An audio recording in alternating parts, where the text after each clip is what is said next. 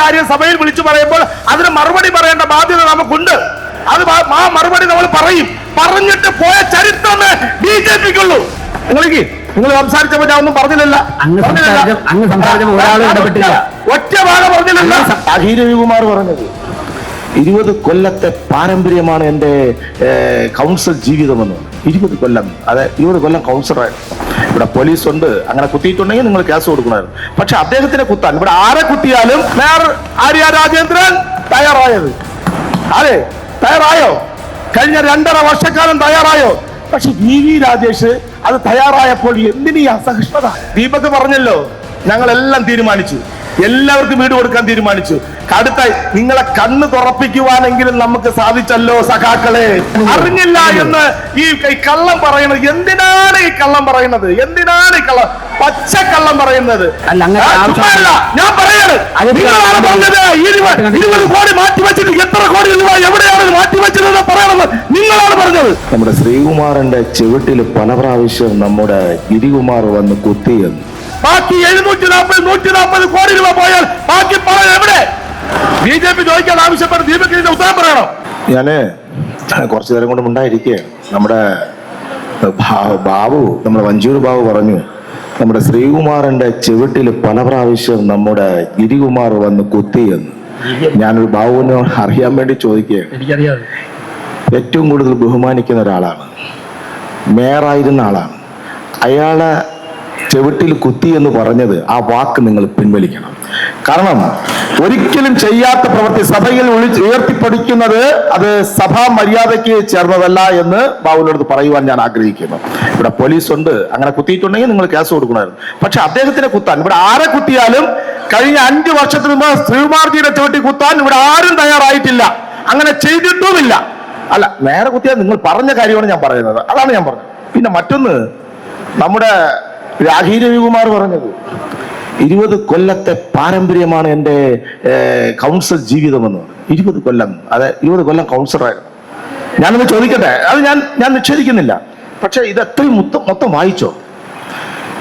ഭവന പദ്ധതിക്ക് വേണ്ടി 20 കോടി രൂപയാണ് ആരാധ്യനായ മേയർ മാറ്റിവെച്ചത്, ഡെപ്യൂട്ടി മേയർ മാറ്റിവെച്ചത്. അതിൽ അവസാനം നിങ്ങൾ നോക്കുക, ആ 21 കോടി രൂപയാണ് മാറ്റിവെച്ചിരിക്കുന്നത്. 21 കോടി. നിങ്ങൾ സംസാരിച്ചപ്പോ ഞാൻ ഒന്നും പറഞ്ഞില്ല.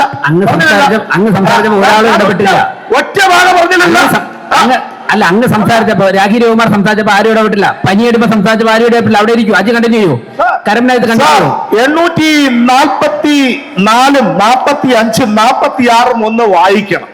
അല്ല, അങ്ങനെ ഞാൻ പറയാണ്, 20 കോടി മാറ്റിവെച്ചിട്ട് എത്ര കോടി രൂപ എവിടെയാണ് മാറ്റിവെച്ചതെന്ന് പറയണമെന്ന് നിങ്ങളാണ് പറഞ്ഞത്.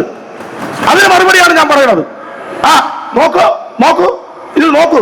21 കോടി രൂപ മാറ്റിവെച്ചിട്ടുണ്ട്. 21 കോടി രൂപ ഭവന നിർമ്മാണത്തിനുമായി ബന്ധപ്പെട്ട്. അല്ല, എനിക്കൊരു വിരിയും പറ്റില്ല. ഞാൻ ഉള്ള കാര്യം പറഞ്ഞതേ ഉള്ളൂ. പതുക്കെ തന്നെ പറയുന്നു. ഇല്ലാത്ത കാര്യം സഭയിൽ വിളിച്ചു പറയുമ്പോൾ അതിന് മറുപടി പറയേണ്ട ബാധ്യത നമുക്കുണ്ട്. അത് ആ മറുപടി നമ്മൾ പറയും. പറഞ്ഞിട്ട് പോയ ചരിത്രമേ BJPക്കുള്ളൂ. പറഞ്ഞിട്ടേ പോകും. അതിന് തടസ്സപ്പെടുത്തേണ്ട ആവശ്യമൊന്നുമില്ല. ഈ കഴിഞ്ഞ കാലങ്ങളിൽ സാർ, വേറെ ഒരു കാര്യം മനസ്സിലാക്കണം. ഈ ബുക്ക് ഞങ്ങൾ കണ്ടിട്ടില്ലായിരുന്നു കഴിഞ്ഞ 5 വർഷത്തിന് മുമ്പ്. ഇപ്പോൾ ഒന്നുമില്ലെങ്കിലും ഈ ബുക്കെങ്കിലും ഇവിടെ പ്രിന്റ് ചെയ്ത് ഇവിടെ ആൾക്കാരെ തലേ ദിവസങ്ങളിൽ കൊടുക്കുവാനുള്ള സാമാന്യ മര്യാദ നമ്മുടെ ഈ സഭ, പുതിയ ഭരണസമിതി കാണിക്കുന്നുണ്ട്. ഇല്ലെന്ന് പറയട്ടെ, ഇല്ലെന്ന് ബാബു കൗൺസിലർ പറയട്ടെ. കാണിച്ചിട്ടുണ്ടോ? 5 കൊല്ലത്തിന് മുമ്പ് നമ്മുടെ തിരുമല അനില് ഇതിന് ഈ സാധനം വിളിക്കൽ ഇത് വേണമെന്ന് ആവശ്യപ്പെട്ടപ്പോൾ അടുത്ത സഭ മുതലാണ് ഇത് കൊണ്ടുവരാൻ സാധിച്ചത്. പിന്നെ ഭവനത്തിന്റെ കാര്യം ദീപക് പറഞ്ഞല്ലോ. ഇവിടെ ഒരുപാട് ഭവനങ്ങൾ നിർമ്മിച്ചുള്ള പാരമ്പര്യം CPM-ന് ഉണ്ട് എന്ന് പറഞ്ഞല്ലോ. സാർ, 740 കോടി രൂപയാണ് വയനാടിന് വേണ്ടി പിരിച്ചത്. ആ പൈസ ഇവിടെ ഒരു വീട് നിർമ്മിക്കാൻ 20 ലക്ഷം രൂപ ഊരാലന്തിന് കൊടുത്തു. അങ്ങനെ 400 വീട് വെക്കാൻ എത്ര കോടി രൂപ വേണം? 80 കോടി വേണം. പോട്ടെ, ഒരു ആശുപത്രി നിർമ്മിക്കുമെന്ന് നിങ്ങൾ പറഞ്ഞു, 25 കോടി രൂപ അവിടെയും പോട്ടെ. നിങ്ങളൊരു വിദ്യാഭ്യാസ സ്ഥാപനം നിർമ്മിക്കുമെന്ന് പറഞ്ഞു, പോട്ടെ, 25 കോടി രൂപ അവിടെയും പോട്ടെ. പിന്നെ അടിസ്ഥാന സൗകര്യത്തിന് വേണ്ടി 25 കോടി രൂപ, 140 കോടി രൂപയാണ് നിങ്ങൾ ചെലവഴിച്ചത്. നിങ്ങളാണോ ഞങ്ങൾ മാതൃകയാക്കേണ്ടത്? ബാക്കി 740 കോടി രൂപ പോയാൽ ബാക്കി പണം എവിടെ? BJP ചോദിക്കാൻ ആവശ്യപ്പെട്ട് ദീപക് ഇതിന്റെ ഉത്തരം പറയണം. 600 കോടി രൂപ മുക്കിയവരാണ് നിങ്ങൾ. 600 കോടി രൂപ ഇല്ലെന്ന് പറയാൻ പറ്റുമോ ദീപകിന്? സ്വർണം കട്ടത് ആരപ്പ? ആരാണ്? സഖാക്കളാണ് അയ്യപ്പ. അക്ഷരാർത്ഥത്തിൽ നിങ്ങൾ നടപ്പിലാക്കിയിട്ടുണ്ട് സഖാക്കളെ. 600 കോടി രൂപ മുക്കിയിട്ടതിന് ശേഷമാണ് നിങ്ങൾ പറയുന്നത് ഞങ്ങളെ മാതൃക്കണം. ഒരു അഭിമാനമുണ്ട്. ഇപ്പോഴെങ്കിലും നിങ്ങൾക്ക് ബോധോദയം ഉണ്ടായല്ലോ. ഇവിടെ എല്ലാവർക്കും ഞങ്ങൾ വീട് കൊടുക്കാൻ പോവേണം. കഴിഞ്ഞ 2.5 വർഷത്തിന് മുമ്പ് ഈ പാവങ്ങള് ഈ പറയുന്ന വെള്ളക്കൊട്ടാരത്തിൽ കയറി ഇറങ്ങിയ ചരിത്രമുണ്ടായിരുന്നു. 2 കൊല്ലം. അന്നൊന്നും നിങ്ങൾക്ക് തോന്നിയില്ലല്ലോ. ഇപ്പോൾ VV രാജേഷ് വന്നു, ആരാധ്യനായ ആശാനാഥ് ഒരു ബഡ്ജറ്റ് അവതരിപ്പിച്ചു. ആ ബഡ്ജറ്റില് എല്ലാവർക്കും വീട് കൊടുക്കുവാൻ വേണ്ടി തീരുമാനിച്ചു. ആ തീരുമാനം നിങ്ങൾ പറഞ്ഞില്ലേ, സംസ്ഥാന ഗവൺമെന്റ് ആണ് നമ്മുടെ ലൈഫില് പാർപ്പിടത്തിന് വേണ്ടി ധനകാര്യ കമ്മീഷൻ എത്ര കോടി രൂപയാണ് നിങ്ങൾക്ക് തരുന്നത്? അതിന്റെ പണം കൂടെ വാങ്ങിച്ചിട്ടല്ലേ നിങ്ങൾ പേര് മാറ്റി ലൈഫ് എന്നുള്ള പേരിൽ ഇവിടെ ഭൂമി വാങ്ങിക്കുവാൻ ചെയ്തത്. ആ ഭൂമിയിൽ വീട് വയ്ക്കുവാനാണ് മേയർ ആര്യ രാജേന്ദ്രൻ തയ്യാറായത്. അതെ, തയ്യാറായോ? കഴിഞ്ഞ 2.5 വർഷക്കാലം തയ്യാറായോ? പക്ഷെ VV രാജേഷ് അത് തയ്യാറായപ്പോൾ എന്തിനീ അസഹിഷ്ണുത? എന്തിനാണ്? പാവങ്ങൾക്ക് വീട് കിട്ടട്ടെ. നിങ്ങൾ പറഞ്ഞല്ലോ ആരെയും ഞങ്ങൾ അറിയിച്ചില്ല. നിങ്ങൾ എല്ലാവരും ഓരോ സ്റ്റാൻഡിംഗ് കമ്മിറ്റിയിലുള്ളതാണല്ലോ അല്ലേ? ഞാനൊരു സ്റ്റാൻഡിംഗ് കമ്മിറ്റിയിൽ വികസനകാര്യ സ്റ്റാൻഡിംഗ് കമ്മിറ്റി ചെയർമാനാണ്. അവിടത്തുള്ള എല്ലാ കൗൺസിലർമാർക്കും അറിയിപ്പ് കൊടുത്തിട്ടുണ്ട്. ഇല്ലെന്ന് ദീപക് പറയട്ടെ. അല്ല, ഞാനല്ല, ഞങ്ങളെ പോലുള്ള ക്ഷേമകാര്യ സ്റ്റാൻഡിംഗ് കമ്മിറ്റിയിലെ കൗൺസിലർമാർക്ക് ഇന്നലെ ക്ഷേമകാര്യ സ്റ്റാൻഡിംഗ് കമ്മിറ്റി എന്നെ വിളിച്ചു പറഞ്ഞു, കൗൺസിലറെ അവിടെ കക്ഷി രാഷ്ട്രീയം നോക്കാതെ എല്ലാവരെയും വിളിച്ചു പറയണം. അതെന്താ? അത് കൊടുത്തില്ല. എന്തുകൊണ്ട് കൊടുത്തില്ല? നമ്മൾ നിർദ്ദേശം കൊടുത്തിട്ടുണ്ടല്ലോ. ആ നിർദ്ദേശം എല്ലാ കൗൺസിലർമാർക്കും നിർദ്ദേശം കൊടുത്തിട്ടുണ്ട്. അറിഞ്ഞില്ല എന്ന് ഈ കള്ളം പറയുന്നത് എന്തിനാണ്? ഈ കള്ളം പറയുന്നത് എന്തിനാണ്? ഈ കള്ളം പച്ചക്കള്ളം പറയുന്നത് അല്ല. നിങ്ങളല്ല പറഞ്ഞത് ഞങ്ങൾ അറിഞ്ഞിട്ടില്ല. നിങ്ങളല്ല പറഞ്ഞത് അറിഞ്ഞിട്ടില്ല എന്ന്. ഞങ്ങൾ പറയാണ് എല്ലാ സ്റ്റാൻഡിംഗ് കമ്മിറ്റിയിലും കഴിഞ്ഞ 2 ദിവസത്തിന് മുമ്പ് അറിയിപ്പ് ഞങ്ങൾ കൊടുത്തിരുന്നു. ആ അറിയിപ്പിന്റെ അടിസ്ഥാനത്തിൽ അവിടെ വന്നത് 100 പേരോ 200 പേരോ എന്നല്ല, 1750 പേരാണ് അവിടെ വന്നത്. കണ്ടു തുറന്ന് നോക്കണം.